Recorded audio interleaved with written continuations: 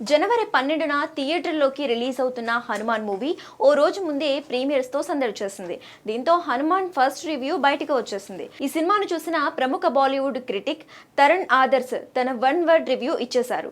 One word రివ్యూలో Hanuman cinema ఎంతో బాగుందని, పాసినేటింగ్ అంటూ 3.5 స్టార్స్ రేటింగ్ ఇచ్చాడు.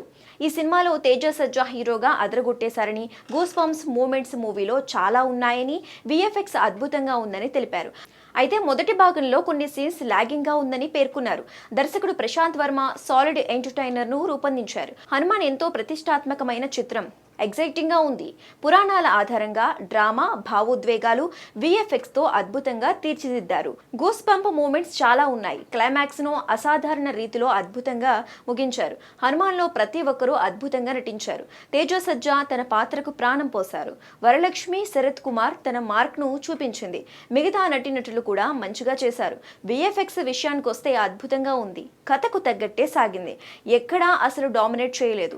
ప్రధాన పాత్రల డబ్బింగ్ కూడా మంచిగా వచ్చింది. ఫస్ట్ హాఫ్ కొన్ని సీన్స్ లాగింగ్గా ఉన్నాయి అంటూ రాసుకొచ్చారు. ప్రస్తుతం ఈ ఫస్ట్ రివ్యూ సినిమాపై సాలిడ్ పాజిటివ్ బజ్ జనరేట్ చేస్తోంది. మరి హనుమాన్ ఎలాంటి విజయాన్ని అందుకుంటుందో చూడాలి.